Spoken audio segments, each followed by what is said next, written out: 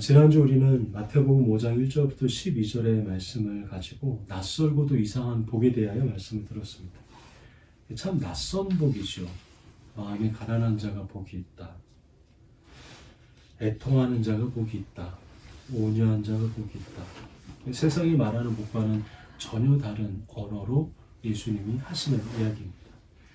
그리고 나서 오늘 우리는 그 예수님이 하신 이 팔복의 말씀을 지나서 바로 그 다음 절인 5장 13절부터 20절을 우리가 함께 읽었습니다.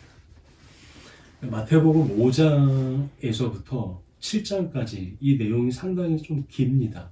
근데 이 5장부터 7장까지를 우리가 보통 뭐라고 여기에 별명을 붙이냐면 산상수훈 이렇게 별명을 붙입니다. 예수님께서 산 위에서 가르치신 말씀이다 라는 의미겠죠. 그리고 이 말씀의 대상은 분명한데 이 말씀의 대상은 그냥 예수님의 이름도 모르고 그냥 막연한 대중들에게 이 말씀을 산상수훈을 하신 게 아니라 지금 주님을 따르기 위해서 예수님이 계신 어디까지 올라온 거예요? 산 위에까지 올라온 제자들에게 하신 말씀이 마태복음 5장부터 7장까지의 산상수훈의 말씀인 것입니다. 그러니까 머릿속에 떠올려지는 그림은 무엇이냐면 예수님이 평지에서 수많은 사람들이 예수님께 몰려들었을 때 예수님이 그 안에서의 여러 가지 일들을 하시고 가르치심을 마치신 이후에 산 위로 올라가시는 것입니다. 그런데 수많은 사람들은 그 예수님이 올라가시는 것을 보고 예수님과 함께 있었던 사람들 중에 일부가 예수님이 올라가시는 그 산을 함께 올라가는 겁니다. 왜 올라갔을까요? 그분의 말씀이 너무 내게 귀했고 그리고 그 말씀 안에 내가 내 삶이 바뀌어지는 변화가 경험이 되고 그 말씀을 통하여 내 삶에 하나님의 나라가 임한다라는 이러한 감출 수 없는 기쁨이 안에서부터 샘물처럼 솟아나는 사람들이 예수님이 산에 오르시자 머뭇거리지 않고 주님과 함께 그 산을 올라간 것입니다. 쉽지 않았을 겁니다. 산을 올라간다라는 것은 매우 쉽지 않은 것이죠. 마치 제가 아까 예배 서두에 산 아래에서는 이미 머릿속에서는 산 꼭대기까지 다 올라가지만 막상 산 위로 올라가는 발걸음을 뗀다라는 것은 굉장히 만만치 않은 일입니다. 더 예수님의 말씀을 듣고 싶었던 그 마음이 움직였던 사람들 그리고 예수님의 말씀을 간절히 사모해서 조금이라도 초롱초롱한 눈으로 예수님의 말씀을 경청하고자 했던 그런 제자들을 향하여 주님이 하셨던 말씀이었던 것이죠. 그러니까 그들의 모습은 그들의 눈은 지금 어디를 향하고 있을까요? 예수님을 향해서 그들의 시선은 가 있었을 것이고 그들의 마음은 이 말씀이 과연 나에게 무엇라 말씀하실까라는 열려있는 기대의 마음으로 활짝 주님께 그들의 마음이 열려있지 않았겠습니까? 이 장면을 여러분 마음의 머릿속에 그리면서 우리가 이 말씀을 대해야 우리도 예수님과 함께 산상수훈에 도달하는 그러한 시선으로 우리가 이 말씀을 대할 수 있는 것이죠. 앞서 팔복으로 선언된 그 복이 이제 어떻게 구체적으로 내 삶에서 그것이 구현되는지를 예수님이 이제 13절부터 20절까지 실제적인 예를 들어서 하시는 말씀인 것이죠. 그리고 마태복음 예수님의 공생의 사역을 마태복음 4장 23절에서 이처럼 한마디로 요약을 합니다. 제가 한번 읽어드리겠습니다. 예수께서 온 갈릴리를 두루 다니시면서 그들의 회당에서 가르치며 하늘나라의 복음을 선포하며 백성 가운데 모든 질병과 아픔을 고쳐주셨다. 아멘. 그러니까 마태는 예수님의 이 공생의 사역, 약 3년간의 공생의 사역을 세 가지로 요약을 합니다. 첫 번째는 무엇이냐면 가르치셨다. 두 번째는 복음을 선포하셨다. 마지막 세 번째는 질병과 아픔을 고쳐주셨다. 이것이 예수님이 이 땅 가운데 행하셨던 사역이다, 모습이다 라고 말씀을 하고 계시는 것이죠. 근데 이 가운데 가르치셨다라는 부분과 복음을 선포하셨다라는 부분은 사실 당시에 예수님만 독특하게 하셨던 부분은 아니라고 할 수 있습니다. 왜냐하면 예수님보다 먼저 앞서서 이 일을 감당했던, 가르치고 복음을 선포했던 한 사람이 있었죠. 세례 요한이었습니다. 그러니까 가르치시는 예수님의 모습이나 그리고 복음을 선포하는 예수님의 사역은 예수님만의 독특한 사역이라고 말하기는 좀 어려웠던 것이죠. 어찌 보면 세례 요한과 함께 그 결을 같이 해서 세례 요한, 우리 지난번에 시간에 말씀 가운데 나누었지만 감옥에 투옥되었을 때 세례 요한의 그 가르치는 사역과 복음을 선포하는 사역을 계속해서 이어서 주님께서 끊이지 않고 그 사역을 예수님의 공생의 사역에서 이행하셨던 것이죠. 그러면 예수님의 사역에 독특했던 한 가지 부분이 남게 됩니다. 그 사역은 무엇이냐면 바로 질병과 아픔을 고치시는 사역을 하셨다라는 부분입니다. 이 부분은 예수님만의 아주 독특한 사역의 특징이었던 것이죠. 이것이야말로 예수님의 중요한 특징이었습니다. 질병과 아픔, 여기서는 육체적인 질병과 마음과 정신의 고통을 말하는 표현입니다. 여러분, 우리가 질병을 겪을 때 우리의 몸이 어떤지 여러분 다 아시지 않겠습니까? 요즘은 감기나 독감이 워낙 흔하기 때문에 조금이라도 우리 몸에 이런 감기 기운이 있으면 우리 몸이 내가 생각한 대로 뜻대로 잘 움직여주지 않습니다. 그렇지 않습니까? 이렇게 움직이고 싶은데 자꾸 몸은 이렇게 움직이지 못하는 일들을 경험하게 되는 것이죠. 몸이 본래 하도록 지음받은 역할이 다 있는데 코가 제 역할을 못하고 목이 제 역할을 못하고 안에 내장들이 제 역할을 못합니다. 몸이 아플 때는 말이죠.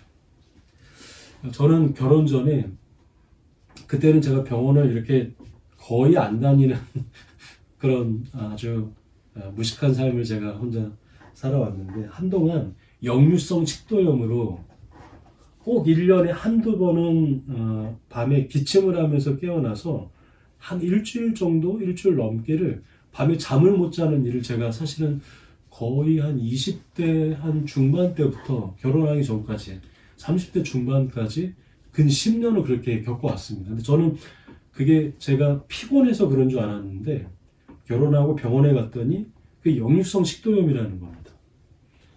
정상적인 기능을 못하는 거예요. 면역력이 약해지고 스트레스가 쌓이고 그리고 여러 가지 것들이 해서 면역력을 잃어버리는 것이 바로 이 원인이었다라는 것입니다. 그러니까 우리들이라는 존재, 나라는 존재는 몸과 마음과 우리의 이런 모든 것들이 아주 유기적으로 연결되어서 내 생각은 이렇게 하고 싶지만 내 생각은 이렇게 예배하고 싶고 이렇게 하고 싶지만 몸에 질병과 아픔이 있으면 어떻게 돼요? 그렇게 할 수 없다라는 겁니다. 아주 긴밀하게 내 몸은 그렇게 연결되어 있는 존재라는 뜻이죠. 그런데 예수님께서 그것을 아시고 어떤 사역을 하셨냐면 몸과 마음과 영혼의 질병을 치료하시고 고치시는 사역을 예수님의 공생의 사역 가운데 하셨다라는 것이죠. 예수님께서 질병을 고치신다는 소문이 퍼지자 아픔과 질병 가운데 있는 사람들이 예수님께 순식간에 몰려들기 시작합니다. 마태복음 4장 24절을 제가 읽어드립니다. 예수의 소문이 온 시리아에 퍼졌다. 그리하여 사람들이 갖가지 질병과 고통으로 앓는 모든 환자들과 귀신 들린 사람들과 간질병 환자들과 중풍병 환자들을 예수께 데리고 왔다. 예수께서는 그들을 고쳐 주셨다. 아멘. 그러니까 여러분, 예수님께 나온 사람들은 아까 제가 드린 이 설명으로 빗대어서 말하면 단순히 어디가 아픈 사람을 뜻하는 것은 아닙니다. 예수님 앞으로 몰려들었던 수많은 사람들은 삶이, 내 몸이, 내 마음이 제 기능을 하지 못하는 사람들이 예수님께 수없이 밀려들어왔다는 것입니다. 여러분, 삶이 제 기능을 하지 못하는 사람들, 내 마음이, 내 몸이 제 기능을 하지 못하는 사람들이, 어디에도 자신의 고통을 호소할 데가 없는 사람들이 예수님 앞에 밀려 들어오는 그 장면을 여러분 머릿속에 한번 그려보십시오. 그리고 예수님은 그들을 바라보시죠. 그들의 몸을 고치심으로 그들의 삶이 제 기능을 다시 했으면 좋겠다라는 바람으로 그들을 한 사람 한 사람 고치시고 낫게 하시고 회복하게 하시고 손을 얹어 주셨습니다. 예수님께 몰려든 많은 사람들은 겉으로 보면 우리가 보기에는 분명 환자였죠. 객관적인 눈으로 보면 환자들이 몰려든 것입니다. 사회적으로도 종교적으로도 가장 약한 사람들이 몰려든 것이 사실이죠. 그런데 그거는 우리의 눈이겠죠. 그거는 예수님 앞에 몰려든 사람들을 봤던 수많은 사람들의 눈이었죠. 예수님의 눈은 그들을 환자로서만 대한 것이 아니었다라는 것을 우리는 잊지 말아야 합니다. 그러니까 예수님은 단순히 아픈 사람 몇 명을 고쳐주셨다라는 그의 공생의 사역에 그런 사역을 한 것이다 라는 말하는 것이 아니라 예수님이 보시기에 그들은 삶이 일그러지고 제 기능을 하지 못하는 사람들을 예수님은 다시 그 삶이 원래의 삶으로 태초에 주님이 지으신 보시기에 좋았던 삶으로 예수님은 만들어 가기를 원하셨다라고 우리가 이 예수님의 치료의 사역을 보면서 바라보게 된다라는 것이죠. 대초에 하나님께서 사람을 지으시고 뭐라 말씀하셨습니까? 보시기에 좋으셨다 이렇게 말씀하지 않습니까? 보시기에 좋으셨다. 그것은 무엇이었냐면 주님이 보시기에 기쁨의 존재라는 것이 없습니다. 여러분 우리 교회 이름이 왜 기쁨의 교회인지 아십니까? 그리고 우리 교회 이름의 영문이 레디칼 조이 그냥 단순히 조이풀 이게 아닙니다. 급진적이고 본래적인 기쁨의 교회 이건 무엇이냐면 하나님이 우리를 보시기에 참 보시기에 좋다. 예수님이 하신 사역에 빗대 말하면 삶이 일그러져서 삶이 제 기능을 하지 못하는 사람들이 예수님 통해서 보시기에 좋다라는 기쁨의 존재로 살아가는 그 기쁨의 나눔이 있는 곳이 기쁨의 교회라는 뜻입니다. 어찌됐든 주님이 보시기에 이 원래의 기쁨을 지닌 존재들로 예수님은 자신 앞에 몰려드는 수많은 사람들을 고치시고 낫게 하시고 이끌어 가시는 분이시죠.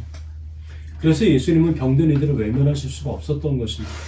마음이 일그러진 사람들을 주님은 한 번도 그냥 내칠 수가 없는, 왜냐하면 그것이 바로 예수님이 이 땅에 오셨던 중요한 이유였기 때문인 것이죠. 주님의 치료 행위는 단순히 증상을 없애는 일이 아니라 사람을 다시 창조의 자리로 돌려놓는 하나님의 사역이었던 것입니다. 그러니 그들이 예수님을 따르고자 했던 것은 아주 자연스러운 일이었죠. 그들이 예수님이 산으로 올라가면 자신들도 산으로 올라가고자 했던 마음은 단순히 예수님께 무엇을 내가 고침을 받아서 올라가는 것이 아니라 이상하게 예수님과 함께 있으면 내 삶이 제 기능을 하는 것처럼 느껴졌기 때문입니다. 내 삶이 하나님이 기뻐하시는 기쁨의 삶으로 이상하게 회복되는 것을 그들이 예수님과 함께 있으면, 그리고 그분의 말씀 가운데 머물러 있으면 자신들이 경험하기 때문에 예수님이 산으로 가면 산으로, 바다로 가면 바다로, 어디든지 가면 주님과 함께 따라가겠다라고 고백하는 일들이 사람들에게 일어나게 되었던 것이죠. 주님께서는 그렇게 산에 모이던 제자들에게 먼저 복이 있다 이렇게 지난 시간에 말씀하시죠. 어떤 복이었습니까? 심령이 가난한 자, 애통하는 자, 온유한 자, 의에 줄이고 목이 마른 자, 긍휼히 여기는 자, 마음이 청결한 자, 그리고 화평하게 하는 자, 을을 위하여, 그리고 주님을 위하여 핍박을 받는 자, 이들이 이미 복이 있다 이렇게 말씀하셨습니다. 이 8가지의 복은, 또 이 8가지의 모습은 당시 시대에 가장 복 없는 사람들의 모습이었습니다. 당시 갈릴리 땅을 지배했던 헤롯이 보기에 가장 복 없는 사람, 바로 그들이 예수님이 말씀하신 가장 복 있는 자의 모습이었던 것이죠. 불행해 보였고 늘 주눅들어 살아왔던 이들을 예수님이 뭐라고 말씀하시냐면 너희들이 복이 있다 이렇게 말씀을 하시는 것입니다. 주님이 복이 있다라고 부르신 이들은 당시 시대 속에는 숨겨진 사람들이었습니다. 자신들이 늘 복이 없다. 그래서 자기가 자신을 보기에도 나는 왜 이렇게 복이 없을까? 라고 여겼던 사람들을 향하여 예수님께서 이렇게 말씀하시는 것입니다. 그것이 복이다. 가난한 것이 복이다. 애통하고 있는 너희들에게 이미 복이 있다. 나를 위하여 핍박을 받는 너희들의 모습이 이미 하나님의 복이 깃들어 있는 존재다. 라고 선언하고 계시는 것입니다.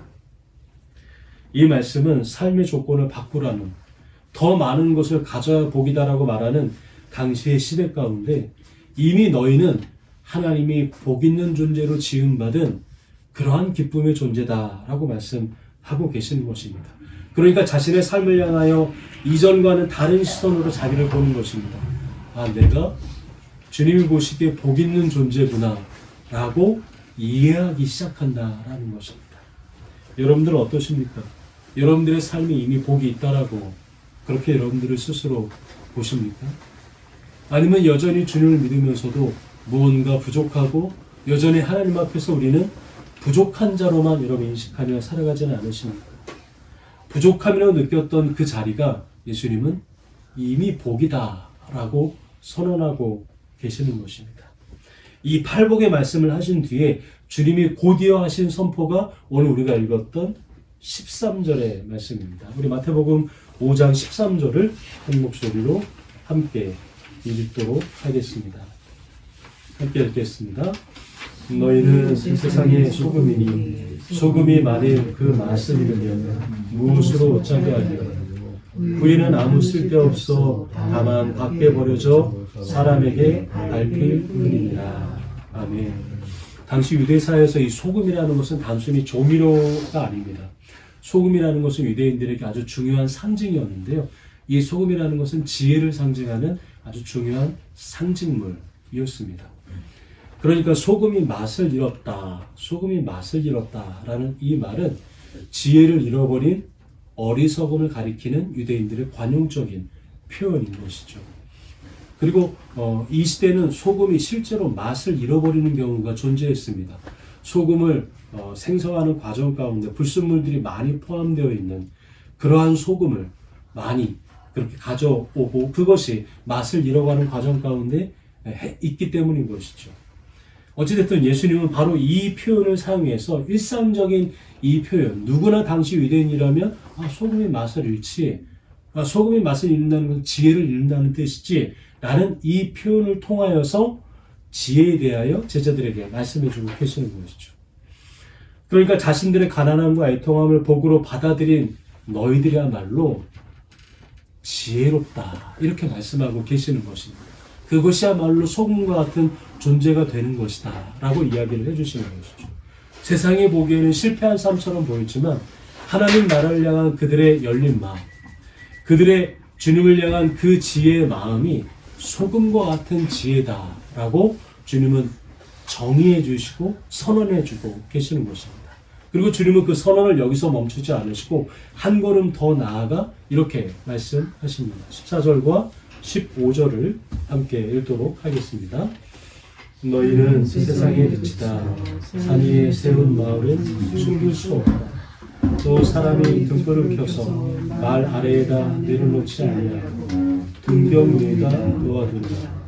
그래야 등불이 집 안에 있는 모든 사람에게 환히 비친다. 아멘. 여러분, 예수님의 말씀을 잘 주목해서 우리가 묵상하고 들여다보면 예수님이 이렇게 말씀하지 않는다라는 사실을 우리가 발견하게 됩니다. 너희는 빛이 되어라. 너희는 빛처럼 살아라. 이렇게 말씀하지 않으신다라는 점입니다. 근데 우리는 이 말씀을 이렇게 여기며 이해할 때가 많습니다. 주님은 뭐라고 말씀하시죠? 너희는 빛이다. 선언을 하고 계시는 것입니다. 요청하고 있는 것이 아니라 너희의 존재는 빛이다 라고 밝혀주시고 선언하시는 것이죠. 어찌 보면 이 말씀은 지금 우리들의 정체성에 대한 예수님의 선포다라고 할 수 있는 것이죠. 물론 우리의 정체성과 우리가 살아갈 길이 다를 수는 없겠지만 예수님의 표현이 너희가 빛이 되어야 된다, 빛처럼 살아야 된다 라는 의미가 아니라는 것을 우리는 먼저 이 말씀 가운데 잘 들어야 되는 것입니다. 지금 여러분 예수님이 이 말씀을 하는 제자들은 누차 말씀드리지만 당시에 복이 없다라고 여겨지는 평범한 사람들이었습니다. 가난한 자들이었고 애통한 자들이었고 고통받고 핍박받는 자들이었죠. 그들을 향해 주님이 너희가 빛이다 이렇게 말씀을 하시는 것입니다. 사실 성경은 유일한 빛이 한 분이시라고 말씀합니다. 예수님 한 분이시다라고 말씀하고 있죠. 근데 이상하죠? 예수님은 너희가 빛이다라고 말씀하십니다. 이것은 무엇이냐면 예수님이 예수님을 따르는 이들에게 예수님과 자신을 동일시하는 말씀입니다. 예수님을 따르고 예수님과 함께하는 그의 사람들에게는 내가 빛이니 너희도 나의 빛을 함께 주겠다라고 선언하시는 것입니다. 우리는 빛이 아니지만 빛이신 주님과 함께 있을 때 우리도 그 빛처럼 살아가게 된다라는 말씀입니다. 예수님을 따르는 그들을 향해 주님께서는 소금과 빛이라 이렇게 말씀하신 이유가 좀 특별한데 그 이유가 특별한 이유는 무엇이냐면 지금 이 이야기를 듣고 있는 사람들은 이전에는 단 한 번도 스스로를 향해서 소금이라고 지혜라고 빛이라고 어디서 들어본 적이 없는 그러한 이야기를 지금 예수님 앞에서 듣고 있기 때문인 것입니다. 존중받지 못했던 이들이었죠. 주목받지 못했던 이들이었을 것입니다. 한 번도 자신의 복이 있다라고 누가 옆에서 박수 쳐준 적 없었던 사람들. 그런데 이상하죠? 주님은 그런 사람들 앞에서 너희가 복이고 너희가 지혜이고 너희가 나와 같은 빛이다 라고 선언하고 계시는 것입니다. 소금은 숨겨두는 물건이 아니죠. 소금은 언제든지 맛을 내기 위해서 부엌에서 음식을 요리하는 사람의 눈에 항상 띄어야 되는 곳에 있어야 되는 것입니다. 숨기는 것이 아니죠. 빛도 마찬가지 않습니까? 빛도 어디에 숨기는 것이 아니라 방을 밝히기 위해서 언제나 가장 높은 등경 위에 두는 것. 바로 그것이 소금과 빛입니다. 숨길 수 없는 존재라는 것이죠. 예수님은 바로 그 소금과 빛의 자리에 지금 누구를 놓냐면 가장 가난하고 연약하고 애통하는 당신의 제자들을 하나님의 사람들을 오늘 우리들을 그 소금과 빛의 자리에 놓아 주신다라고 말씀하고 계시는 것입니다. 이렇게 선언하시는 것입니다. 너희는 세상의 소금이다. 너희는 세상의 빛이다. 이 선언은 특별한 역할을 해야 된다라는 말이 아니라 더 이상 숨을 수 없다라는 것입니다. 더 이상 소금과 빛과 같은 너희들은 세상에서 숨을 수 있는 존재가 아니다. 내가 무엇을 하든, 내가 어떤 일을 하든, 내가 무슨 말을 하든 숨을 수 있는 존재가 아니다. 라는 의미가 아니겠습니까? 그리고 세상을 향하여서는 이 작고 가난하고 연약하고 핍박받는 이들을 더 이상 무시하지 말아라 라고 하시는 말씀이기도 합니다. 오늘 본문을 마주한 우리는 예수님께서 하신 이 말씀을 사실은 너무나 잘 알고 있죠. 이 말씀을 너무나 잘 알고 있지 않으십니까? 많이 들어보지 않으셨습니까? 정직하게 말하면 오늘 우리가 이 말씀을 듣고 있는 이 자리는 산상수훈이 선포되는 그 산 위가 아니라는 사실, 바로 그것이 우리에게 닥친 현실입니다. 우리는 그 예수님이 말씀하시는 산 위가 아니라 분주한 산 아래의 삶을 살아가면서 이 말씀을 전해 듣고 있습니다. 그래서 이 말씀은 옳아 보이고 이 말씀은 아름답게 느껴지고 이 말씀은 100번 지당한 말로 여겨지지만 그 말씀이 나를 향한 선언이라는 점에서 볼 때 우리는 그 말씀 앞으로 그 산 위로 나아가지 못할 때가 참 많습니다. 그러니까 말씀에 동의는 하지만 내가 이 말씀처럼 살아간다, 살아가야 한다라는 주님의 요청에는 내가 나를 세우기를 늘 주저주저한다라는 것입니다. 머릿속에 듣기로는 너무나 아름답고 합당한 말이지만 내 삶에 그 산을 올라가려고 하면 이게 너무 무겁고 힘들다라는 것입니다. 그래서 오늘 본문은 우리에게 단순히 좋은 말씀으로 산 아래에서 이 말씀을 듣기를 원하지 않습니다. 오늘 이 말씀을 하시는 예수님은 언제나 우리에게 어디까지 초청하고 계시냐면 이 말을 하고 계시는 예수님이 계시는 산 위까지 올라오라고 말씀하고 계시는 것입니다. 부르시는 그 자리까지 우리의 말씀이 이 말씀이 내 삶에 실제로 삶의 지향이 되어서 살아가는 그 산 위까지 그 산 위까지 올라오라고 이 말씀을 통하여 우리에게 해주고 계시는 것입니다. 그래서 제자들이 머물고 있는 그 자리까지 우리가 올라가야 하는 그런 말씀의 도전이 오늘 우리에게 임하게 되는 것입니다. 주님이 사랑하시는 기쁨의 교회 여러분, 이제 우리는 주님의 음성이 들려오는 그 산 위로 나아가고자 합니다. 그곳에서 너희는 세상의 소금이다. 너희는 숨길 수 없는 빛이다. 우리의 삶을 다시 부르시는 예수님의 목소리를 듣기 원합니다.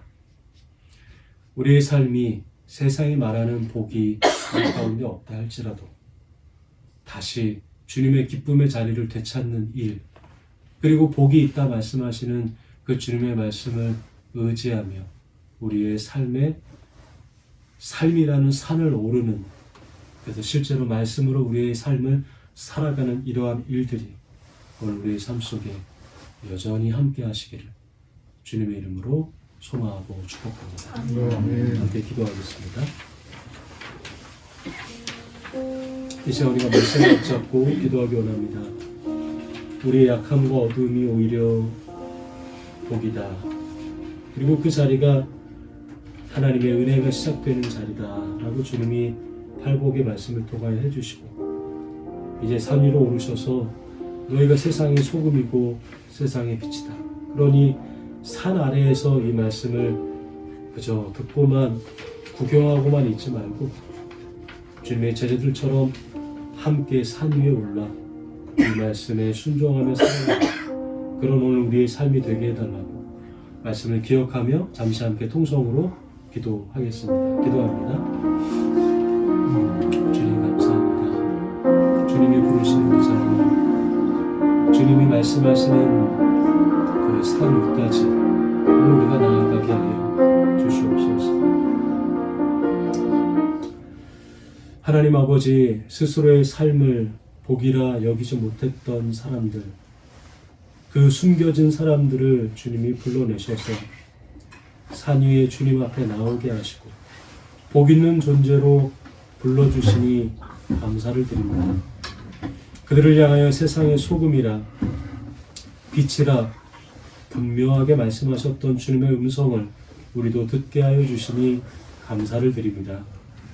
오늘 우리 또한 산 아래서만 구경하듯 머물지 않게 하시고 주님이 말씀하시는 그 산 위로 오르게 하여 주시옵소서. 우리를 복이라 불러주시는 그 음성 속에서 아팠던, 또 상했던, 고통받았던 우리의 몸과 마음을 고쳐주셔서 다시 주님이 주시는 은혜로 살아가게 하여 주시옵소서. 예수님의 이름으로 기도드립니다.